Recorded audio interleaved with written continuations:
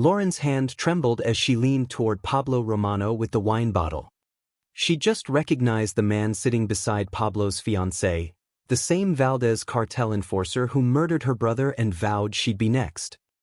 His hand inched toward something hidden beneath the linen-draped table.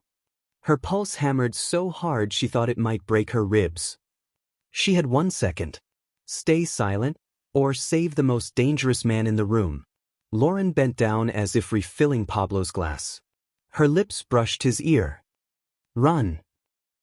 But before we continue this deadly night, like, comment, share, and subscribe, and tell us where you're watching from. Your support helps us bring more stories like this one. Lauren Graham wasn't supposed to be at that table. She was supposed to be invisible, topping off water, clearing plates, fading into the background the way she'd practiced since the night everything in her life fell apart. But instead, she stood in the soft glow of the five-star restaurant, clutching a bottle of red wine, her hands trembling just enough she prayed no one noticed. Pablo Romano sat at the center of the long mahogany table, surrounded by the polished elegance of the Kingsley family, old money, old expectations, and an uncomfortable amount of forced smiles. His fiancée, Sienna Kingsley, looked effortlessly elegant in diamonds that sparkled like promises she had no intention of keeping. But Lauren wasn't looking at Sienna, or Pablo, or the glittering display of wealth and status around them. She was staring at the man sitting just left of Sienna, her blood iced over. Marcus Foligno, the Valdez cartel's knife in the dark, the man who'd shot her brother behind a nightclub, the man who had seen her hiding between trash bins and whispered, "Next time I see you, girl, you're dead." And now he was here, wearing a press suit, smiling politely as if he belonged at a wealthy family's engagement dinner. He didn't belong anywhere near Pablo Romano. Pablo, the one man the Valdez cartel wanted erased from the map. Lauren's throat tightened. The wine bottle grew heavier in her hand. Her instinct screamed run. Her legs refused to move. Then Pablo looked up at her. Not at the wine. Not at her uniform. Not at her trembling hands. He looked directly into her eyes, sharp, dark. A man who'd survived too many betrayals to ignore fear when he saw it. Lauren's breath shook. Her world narrowed to that one look. She stepped closer to pour his wine, leaning in like any server would. But instead of finishing the pour, she whispered the word that shattered the night. Run. Pablo froze, only for a heartbeat but long enough. Sienna's mother gasped. Sienna coughed on her champagne. Her father's glass clattered against the plate. Marcus's eyes flicked up, sharp and predatory. The air split like a gunshot. Pablo lifted his gaze back to Lauren, slow, controlled, dangerous, and in that single moment she knew. Nothing in the room would ever be the same again. Lauren had watched her brother die on a Tuesday. Daniel wasn't supposed to be working that night. He'd promised her, sworn on their mother's grave, that he was done with the Valdez cartel's dirty work. The courier jobs, the cash drops, the questions he'd learned never to ask. But Daniel had always been too curious for his own good. He'd started noticing patterns in the deliveries. Offshore account numbers scribbled on receipt margins. Names that matched politicians and judges in the news. Money that moved in rhythms too precise to be random. Lauren, I think I found something, he told her that morning, his eyes bright with the kind of dangerous excitement that made her stomach drop. Something big. If I can just... Daniel, no. She'd grabbed his arm, her coffee going cold on the counter. Whatever it is, let it go. These people don't forgive curiosity. He'd kissed her forehead, smiled that reckless smile, and promised he'd be careful. By midnight he was bleeding out behind Club Nero, 3 bullets in his chest. Lauren had been waiting in her car across the street, worried when he didn't answer her texts. She'd seen the muzzle flash through the alley entrance, sharp bursts of light that painted the brick walls in brief, hellish orange. She'd run toward the sound. Stupid, desperate, too late. Daniel's body lay crumpled against the dumpster, his phone smashed beside him. And standing over him, sliding a pistol back into his jacket, was Marcus Valino. Lauren had frozen between the trash bins, her hand clamped over her mouth to trap the scream clawing up her throat. Marcus had turned, their eyes met, and he'd smiled. Well, well. He'd walked toward her slowly, savoring her terror. Looks like Daniel had a little shadow. Guess he told you about our business arrangement?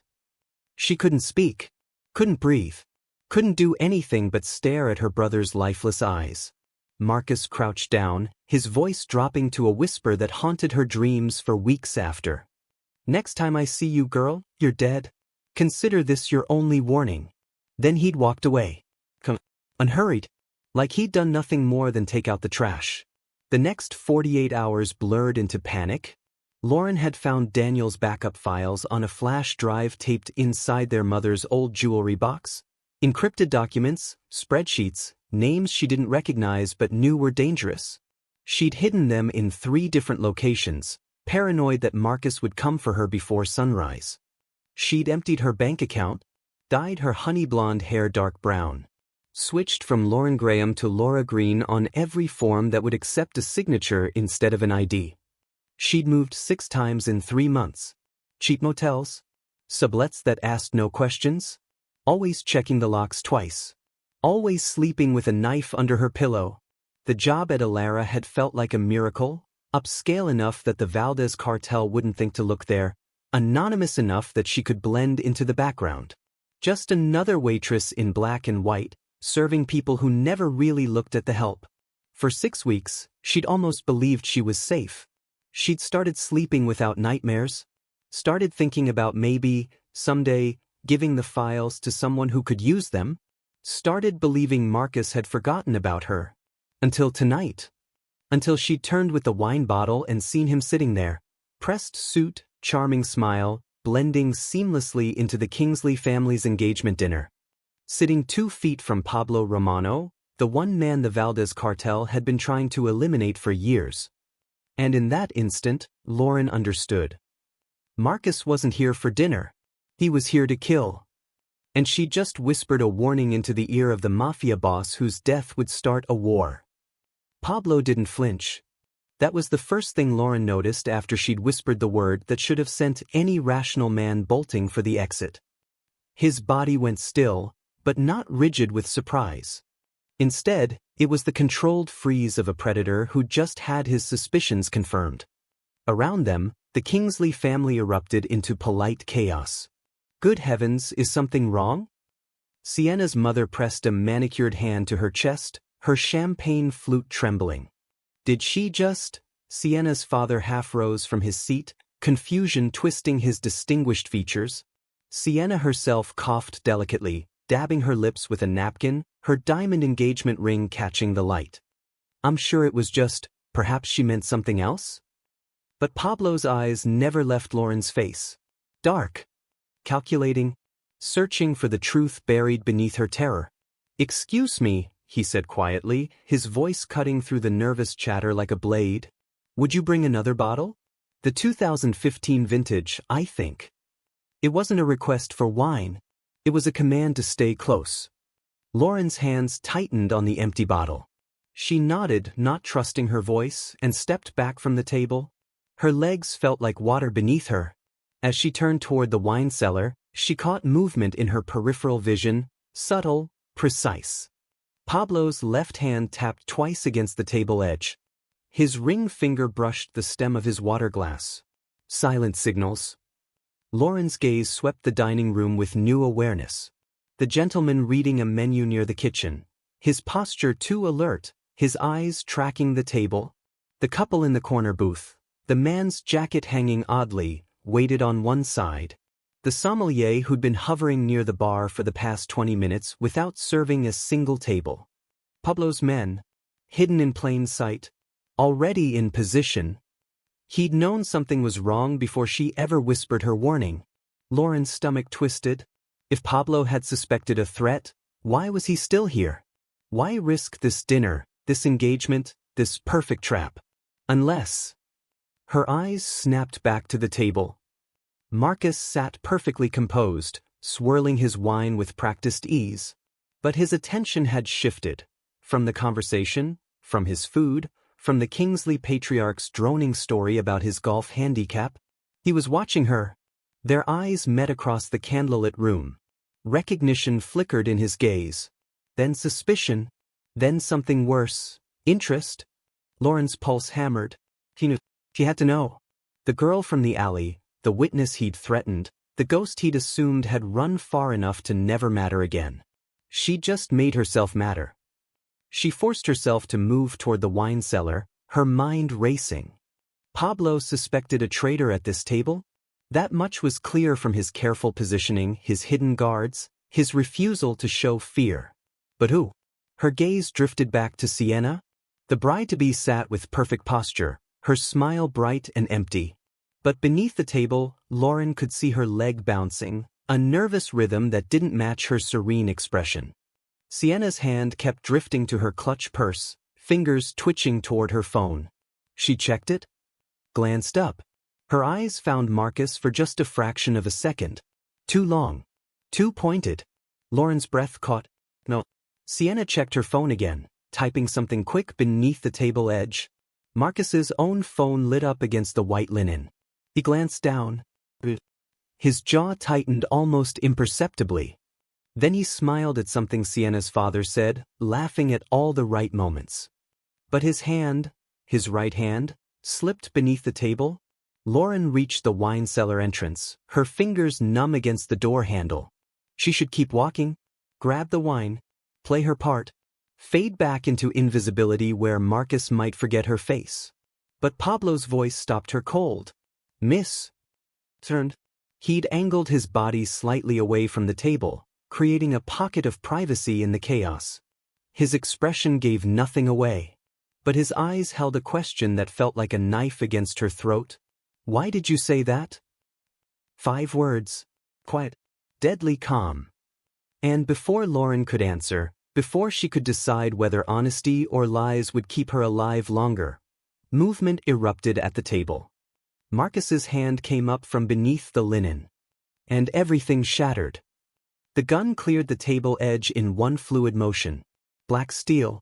Suppressor already attached. Aimed directly at Pablo's chest. Lauren stumbled backward, her hips slamming into a neighboring chair. The wine cellar door handle dug into her spine. But Pablo didn't move. Instead, he drove his steak knife straight down into the mahogany table with a crack that split the air like thunder. The blade buried 3 inches deep. Still vibrating. A declaration of war. Now, Pablo said, his voice ice-cold and devastating in its calm. The dining room exploded into motion. The gentleman near the kitchen shed his reserved demeanor, hand emerging from his jacket with a pistol. The couple in the corner booth rose in perfect synchronization, weapons trained on Marcus. The sommelier blocked the main exit, his false servility stripped away to reveal the lethal operative beneath. Pablo's men. Everywhere. Waiting. Sienna's mother screamed, a high crystalline sound that shattered against the restaurant's vaulted ceiling. Her father lunged sideways, overturning his chair in a crash of mahogany and crystal. Wine glasses exploded against marble tile, spreading pools of red that looked too much like blood. Don't move. One of Pablo's men barked at Marcus, his weapon steady despite the chaos erupting around them. But Marcus didn't lower his gun, didn't flinch. His smile was a razor in the dim light. You're too late, Romano. His accent thickened with satisfaction. You were dead the moment you agreed to this dinner. Pablo's jaw tightened, the only crack in his controlled exterior. His eyes swept the table, taking in every guilty face, every trembling hand, every piece of the trap he'd walked into knowingly. Who? The word came out soft, lethal. Who orchestrated this? Silence fell like a blade. Sienna pressed her napkin to her lips, her carefully constructed elegance crumbling. Her hands shook so violently her engagement ring clicked against her champagne flute. Marcus's smile widened. He tilted his head toward the trembling bride. Ask your fiancée. The words detonated like grenades. Pablo's gaze snapped to Sienna, and in his eyes, Lauren saw something worse than rage. She saw the death of trust. The shattering of whatever fragile hope had convinced a man like Pablo Romano that he could have something normal. Something safe. Sienna. Her name was a judgment? A eulogy? Sienna's voice cracked. Pablo, I didn't have a choice. My father, the debts, the Valdez cartel owns us. They own everything. If I didn't. You brought them into my life. Pablo's words fell like stones. You wore my ring. Smiled at me. Kissed me. And led me straight to slaughter. Sienna's father rose from his overturned chair, his distinguished mask finally slipping to reveal the desperate man beneath. The Kingsley fortune is built on agreements older than you can imagine, Romano. Agreements with people who don't negotiate. We had no. You had a choice. Pablo's hand moved to his jacket. You chose. The temperature in the room plummeted. Lauren watched, frozen against the wine cellar door as everything collapsed. The elegant dinner. The carefully constructed alliance between old money and new power. The fairy tale engagement that was supposed to legitimize Pablo's empire. All of it, lies built on a foundation of betrayal. Marcus's eyes flicked between Pablo's men, calculating odds, measuring distances. His gun never wavered from Pablo's chest. But Lauren saw what he was really doing. Waiting. For the precise moment when attention shifted. When guards blinked. When chaos peaked just high enough. His muscles coiled. Nobody moves, Pablo's lead guard commanded, stepping closer to Marcus. Marcus moved. Fast. Brutal. Precise. He twisted left, using Sienna's father as a shield. His gun swung in a tight arc toward Pablo's head, finger already tightening on the trigger. Lauren's body moved before her mind caught up. She lunged forward, hand outstretched, grabbing for anything that would stop the bullet she knew was coming. Her fingers closed around Marcus's wrist. His eyes snapped to her face, recognition finally clicking into place, his smile transforming into something monstrous. You, he snarled. The knife came from nowhere. Small. Wicked. Concealed in his other hand. It sliced across her forearm in a line of fire, the blade meant for Pablo's throat redirected by her desperate grip. Lauren gasped, her blood painting the white tablecloth in bright, impossible red. But she didn't let go. The sirens arrived in waves. Red and blue lights strobed through Ilara's elegant windows, painting the blood-spattered dining room in alternating shades of violence. Uniformed officers flooded through the entrance, weapons drawn, barking orders that cut through the lingering chaos. Nobody moves. The hands where we can see them. The restaurant locked down in seconds, exits blocked, guests corralled into corners, staff separated from patrons. Sienna's mother sobbed into her husband's shoulder while police zip-tied their wrists. Sienna herself sat motionless, mascara streaming down her face, the engagement ring still glittering on her finger like a cruel joke. Marcus was already gone. Disappeared through the kitchen exit in the confusion, leaving only blood drops and broken glass in his wake. Pablo's men had scattered too, melting into the night the way professionals do when badges arrive. But Pablo hadn't moved. He knelt beside Lauren on the wine-stained floor, his expensive suit soaking up her blood, his hand gripping her injured arm with surprising gentleness. The wound wasn't deep. Marcus's blade had glanced off bone rather than severing anything vital, but it bled with the kind of dramatic enthusiasm that made Lauren's vision swim. Breathe, Pablo commanded softly. Look at me. Just breathe.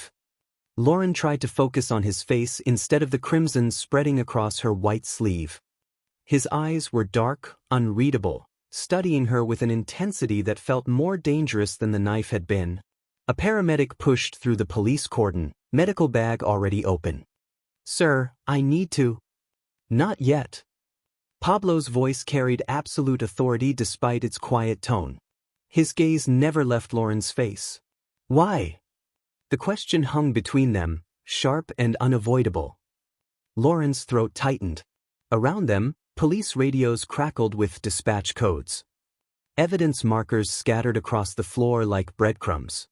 But in the small pocket of space where she and Pablo existed, The world had narrowed to a single moment of truth. She could lie, deflect, claim instinct or stupidity or blind heroism. But she'd already crossed too many lines tonight for lies to save her now. 3 months ago, she whispered, her voice raw, I watched that man murder my brother.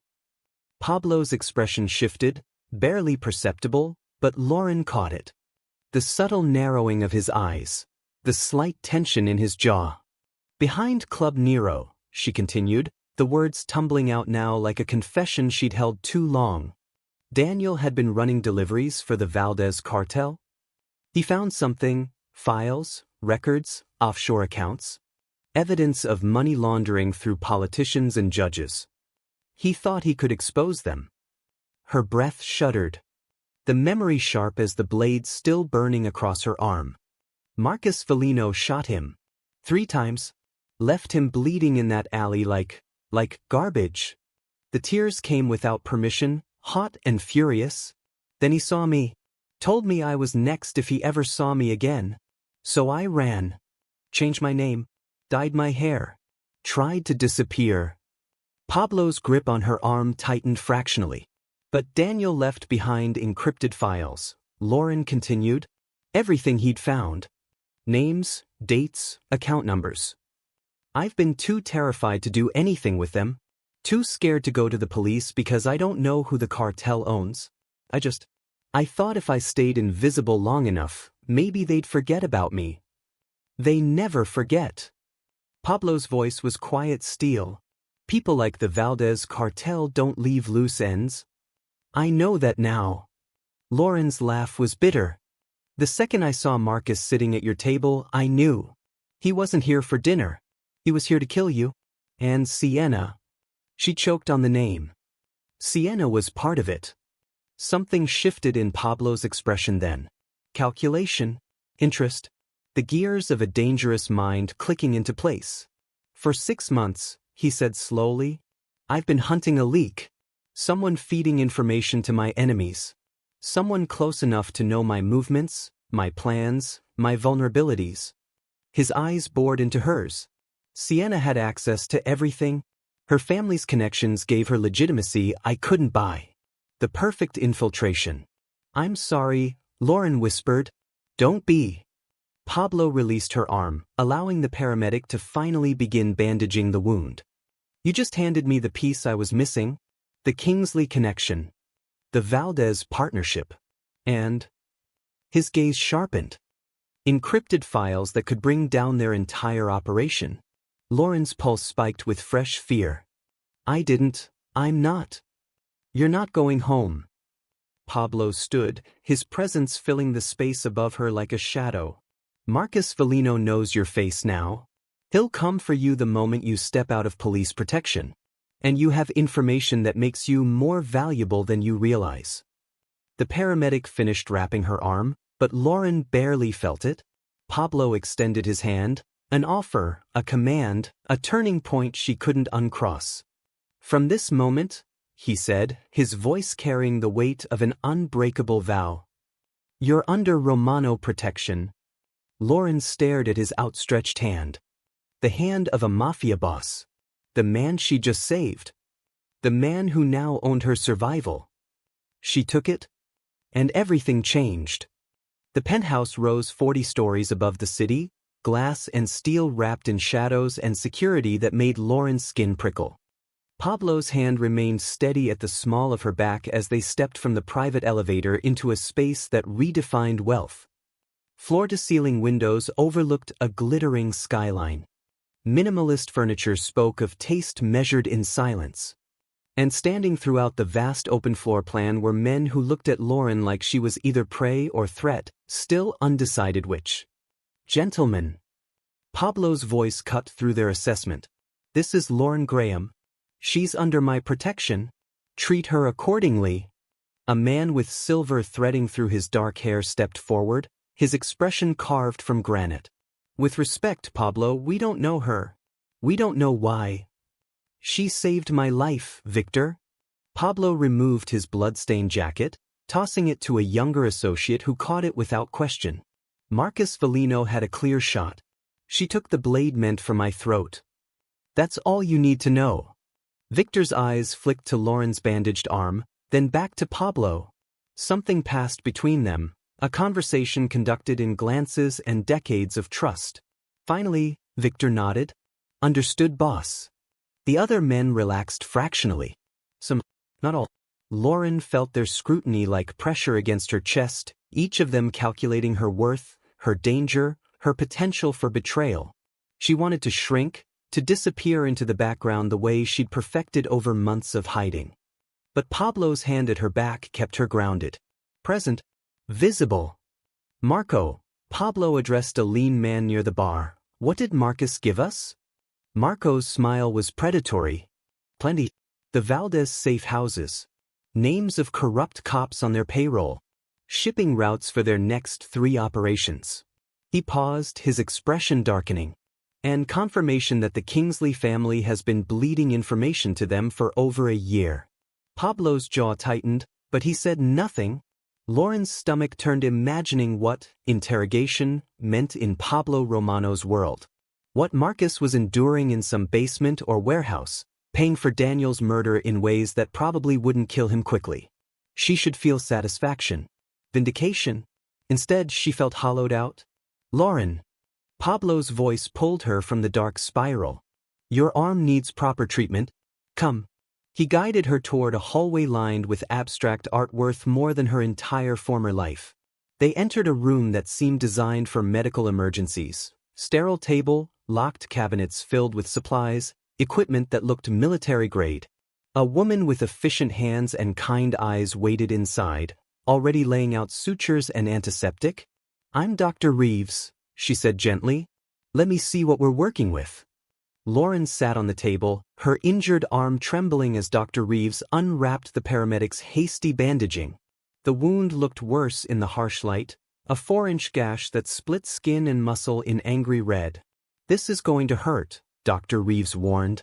Lauren nodded, biting her lip. Pablo pulled a chair close, sitting directly in her eyeline. Look at me, he commanded softly. Not the wound. Me. The first stitch bit deep, and Lauren's gasp caught in her throat. Pablo's hand found hers, his grip solid and grounding. His thumb traced small circles against her palm, a gesture so unexpectedly gentle from a man who just orchestrated an interrogation that Lauren's eyes burned with unshed tears.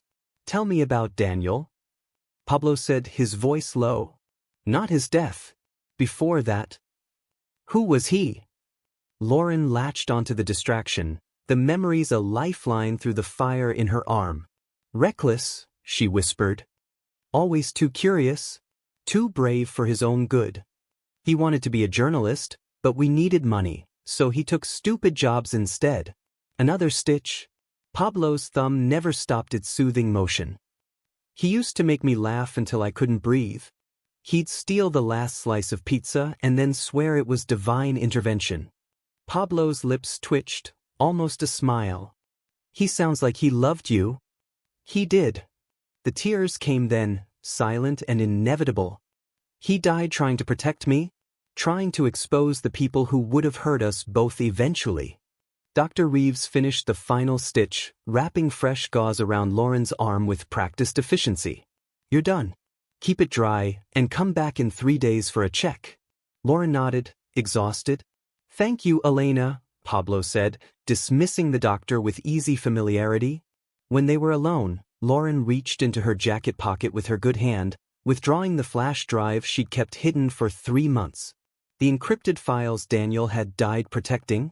This is everything he found, she said, placing it in Pablo's palm. I don't know if it's enough, but...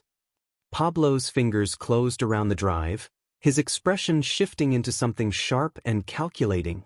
He moved to a laptop sitting on the nearby desk, plugging in the drive with swift efficiency. Files cascaded across the screen. Count numbers. Wire transfers. Names Lauren recognized from news headlines and others she didn't. Pablo scrolled through Daniel's meticulously organized evidence, his jaw tightening with each revelation. Your brother was thorough, he murmured. These routing codes. I recognize them. Valdez cartel accounts tied to offshore holdings in 3 countries. His eyes darkened. And these names, judges, politicians, port authorities, they've been building an infrastructure to seize my entire territory, not just kill me, replace me. Lauren's blood chilled. How long have they been planning this? Years. Pablo's voice was ice. The Kingsley engagement wasn't just about infiltration. It was about legitimacy. Old money marrying new power, giving them access to networks I couldn't touch. He turned to face her fully. You just handed me their entire playbook. The weight of that settled between them, dangerous, electric, binding them together in ways Lauren couldn't yet comprehend. Pablo stepped closer, his presence overwhelming in the small room. I'm going to destroy them, he said quietly. Not for justice, not for territory. His eyes held hers with an intensity that stole her breath. But because they touched what became mine the moment you whispered that warning. Lauren's heart hammered against her ribs. She should be terrified. She should run. Instead, she asked, "What do you need me to do?" The interrogation room was elegant violence. Lauren stood behind one-way glass, her bandaged arm throbbing in rhythm with her pulse, watching as Pablo circled the Kingsley family like a predator studying wounded prey. They sat in expensive chairs that might as well have been electric chairs, their hands zip-tied, their faces stripped of the polished masks they'd worn at dinner. Sienna looked destroyed. Makeup smeared, diamonds gone. The engagement ring sitting on the table between them like evidence at a crime scene. Start talking. Pablo's voice was arctic calm. And understand that every lie costs you something you won't get back. Mr. Kingsley's distinguished veneer cracked first. 5 years ago, we made investments. High-yield opportunities through intermediaries. We didn't know. You knew. Pablo slammed his palm against the table, the sound like a gunshot. Don't insult my intelligence by pretending you didn't know the Valdez cartel was laundering money through your family's legitimate businesses.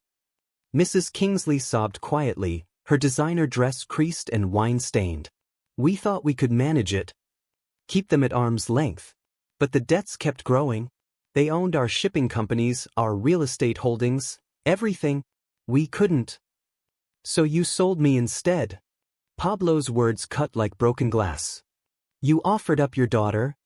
Made me believe in something clean. Something legitimate. Sienna flinched as if struck. When? Pablo demanded, rounding on her. When did they ask you to betray me? Sienna's voice emerged small, shattered. 6 months ago. Right after you proposed. Her eyes lifted, red and desperate. They came to my father. Said they needed access to you. Your schedule, your properties, your security protocols. If we didn't cooperate, they'd expose everything. My family would lose everything. Criminal charges. Prison.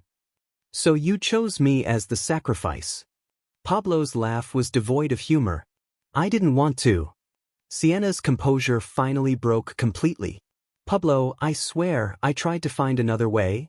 I thought maybe if I played along long enough, I could warn you somehow.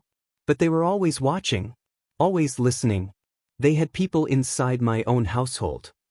Lauren's chest tightened watching Sienna fall apart. Part of her wanted to hate this woman who'd orchestrated Pablo's murder. But another part, the part that had spent 3 months hiding, terrified, trapped by circumstances beyond her control, understood. Sometimes the only choice was between betrayals. Pablo's jaw worked, his hands clenched at his sides. Lauren could see the rage building beneath his controlled exterior, volcanic, barely contained, ready to erupt and consume everything in its path. But when he spoke again, his voice was surgical precision. Marcus Foligno. He leaned close to Sienna. How did they insert him into the dinner? My mother. Sienna's father answered instead, his voice hollow. She claimed he was a family friend's son, visiting from out of town. We didn't know, we swear we didn't know he was the actual assassin until tonight. But you suspected someone would be. Pablo straightened, his expression carved from stone. You knew I'd be walking into a trap. You just didn't know which guest would pull the trigger. The silence that followed was damning. Pablo turned away from them, his shoulders rigid.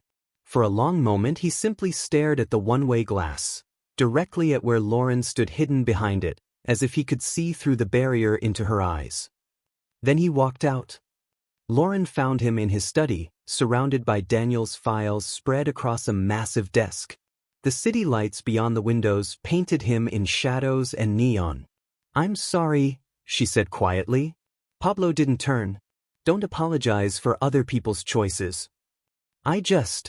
Lauren wrapped her arms around herself. "I know what it feels like, being trapped. Having no good options." Sienna had choices. Pablo's voice was granite. "She chose self-preservation over honesty. She could have warned me. Could have walked away. Instead, she smiled and played her part until the moment someone else had to bleed for her cowardice." The words hung heavy between them. Lauren stepped closer, her reflection ghosting across the window beside his. "What happens now?" Pablo's smile was a blade in the dark. Now I dismantle them. The Valdez cartel thinks they can take my territory. I'll burn their operation to ash. Every shell company, every corrupt official, every account they've hidden in the shadows." He finally turned to face her. "Piece by piece, until there's nothing left but rubble and regret. That's," Lauren swallowed, "that's war." War was already declared. Pablo's eyes found hers. "You just helped me see the battlefield clearly." Guilt twisted Lauren's stomach into knots. She'd brought this information hoping to survive, to maybe help bring down the men who'd murdered Daniel. But now she was watching Pablo weaponize her brother's death, transform it into fuel for something massive and destructive. "You're afraid." Pablo's observation wasn't a question. Yes. The admission felt like surrender. He crossed the space between them, stopping close enough she could feel the heat radiating from his presence. "Of me?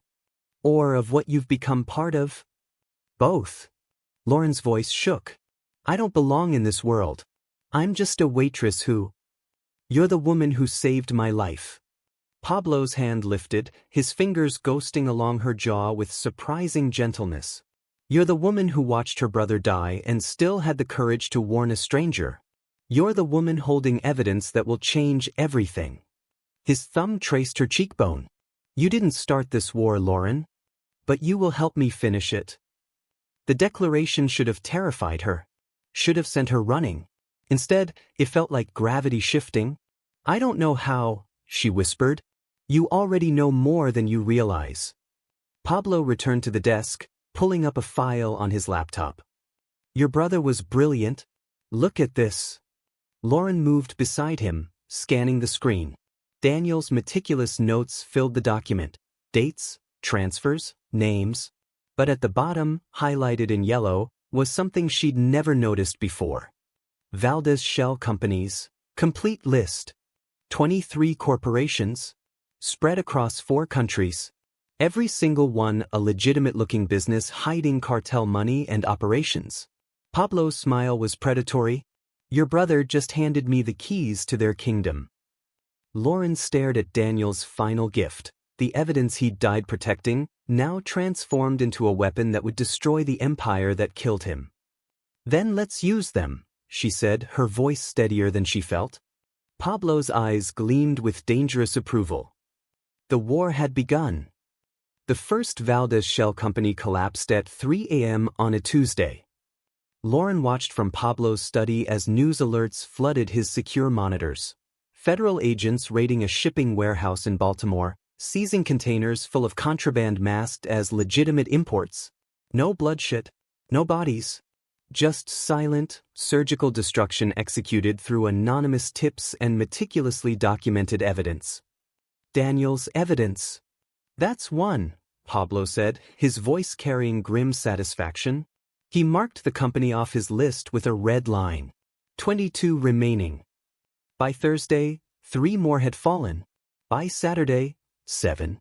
Lauren watched the dominoes topple from behind bulletproof glass, protected by men with cold eyes and efficient hands. She learned the rhythm of Pablo's war.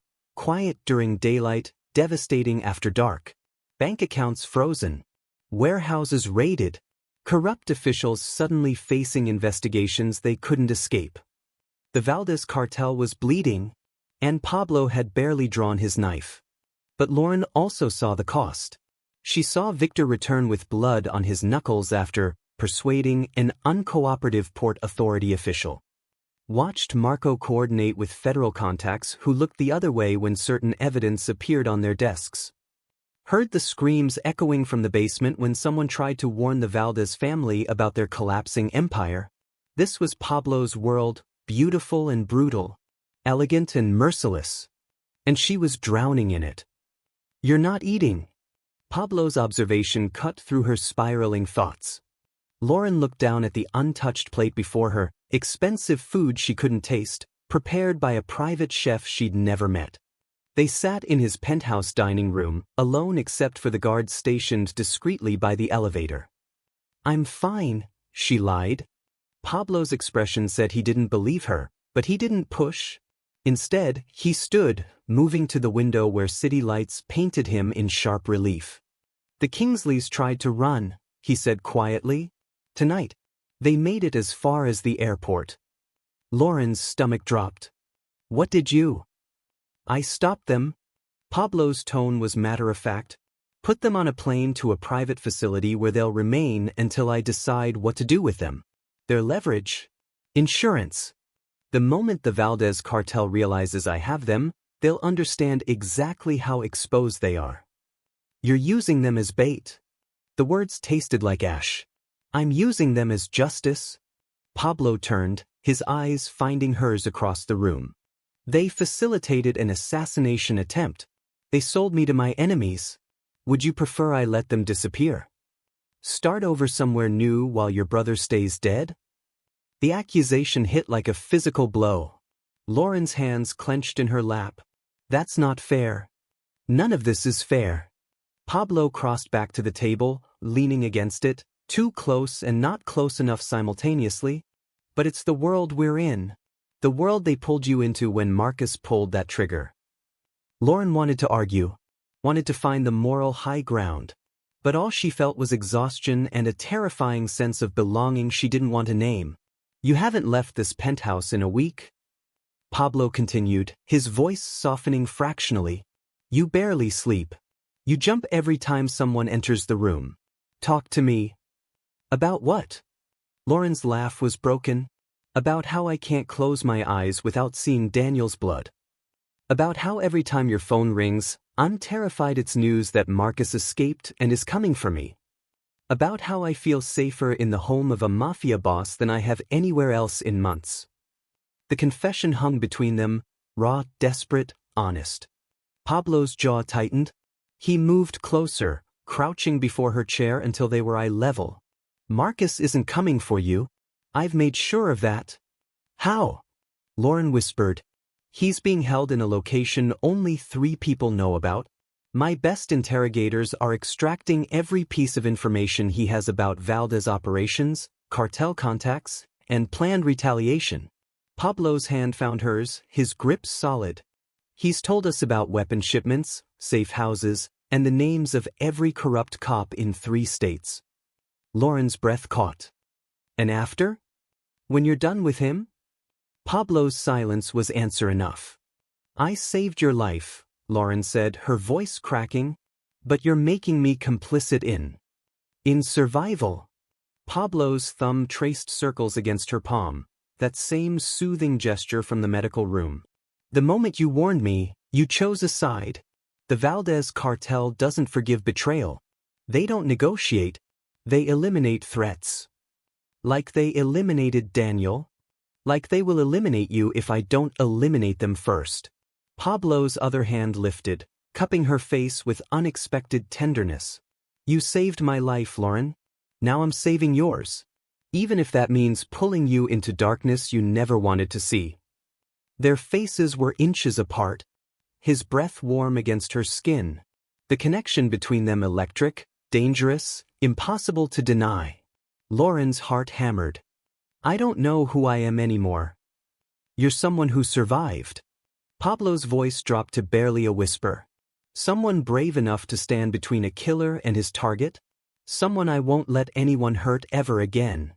The promise felt like chains and salvation simultaneously. Before Lauren could respond, Victor burst through the door, his expression urgent. Pablo. Marcus talked. You need to hear this now. Pablo stood immediately, but his hand lingered on Lauren's shoulder. What is it? Victor's eyes flicked to Lauren, then back. The hit at the restaurant wasn't the end. It was supposed to continue. He pulled out a phone, showing them a text thread recovered from Marcus's encrypted messages. Lauren Graham was always on the list. Marcus had orders to eliminate her after you were dead, tie up the loose end from Daniel's murder. The room tilted. Lauren's vision swam as the words registered. She wasn't just a witness who'd gotten lucky. She was a target. Always had been. From the moment Marcus saw her in that alley, her death was inevitable. Pablo's hand tightened on her shoulder, his presence grounding her as fury rolled off him in waves. When? His voice was lethal calm. They were planning to move on her within the week. Victor's expression darkened. They knew where she was working. Had surveillance. The hit on you was just meant to happen first. Pablo's eyes met Lauren's, and in them she saw something that both terrified and anchored her. Absolute, unshakable determination. Then we don't wait. Pablo straightened, his decision made. We end this. Now. The final confrontation was coming. And Lauren realized with startling clarity that she wanted to see it through. The warehouse district burned with cold precision. Lauren stood beside Pablo's armored SUV, bulletproof vest strapped over her borrowed tactical gear, watching his men move like shadows through smoke and steel. She'd insisted on coming. Demanded it. Refused every argument Pablo threw at her until he'd finally relented with a look that promised both protection and fury if she deviated from his orders. You stay in the vehicle, he'd commanded. Victor doesn't leave your side. You see gunfire, you get down. Understood? She'd understood. She'd also understood that hiding was over. The Valdez cartel's main operations hub sprawled before them, a fortress of corrugated metal and armed guards, fronted by a legitimate import business that fooled no one who mattered. Pablo's intelligence, extracted piece by painful piece from Marcus and the collapsing shell companies, had led them here. To the heart of the beast. To Christian Valdez himself. Gunfire erupted in staccato bursts. Quick, surgical, controlled. Pablo's men moved with military precision, neutralizing guards and cutting through defenses like a blade through silk. No chaos, no wasted bullets, just professional violence executed with terrifying efficiency. Lauren's hands trembled against the door handle. Victor's presence beside her was solid, watchful. Every instinct screamed at her to look away. But she didn't. She watched Pablo disappear into the warehouse, flanked by Marco and 3 others, swallowed by darkness and purpose. Minutes stretched into eternities. Then the explosions came, small, controlled detonations that sent orange blooms of fire through the warehouse windows. Not destruction for its own sake. Strategic demolition. Erasing evidence. Sending messages. Lauren's heart hammered so hard she thought her ribs might crack. He's fine, Victor said quietly, reading her panic. Pablo's been doing this since before you were born. He knows how to survive. So did my brother. Lauren whispered. Victor's expression softened fractionally. Your brother was brave. But Pablo? Pablo's something else. More gunfire. Shouting. Then silence that felt worse than noise. Lauren's hand reached for the door handle. Don't. Victor's voice carried absolute authority. He'll have my head if you move from this vehicle. I can't just. The warehouse doors exploded outward. Pablo emerged through smoke and firelight, his face smeared with ash and blood that wasn't his, dragging a man by the collar. Even from the distance, Lauren recognized him from the photos Daniel had collected. Christian Valdez. The cartel boss, the man who'd ordered Daniel's murder, the architect of everything that had destroyed her life. Pablo threw him to the concrete with brutal efficiency. His men formed a perimeter, weapons trained on the surrounding shadows. Marco appeared with a laptop, Daniel's encrypted files displayed on the screen. Lauren's breath stopped. She couldn't hear the conversation, but she saw Christian's face change as Pablo showed him something on that screen. She saw realization dawn. She saw fear replace arrogance.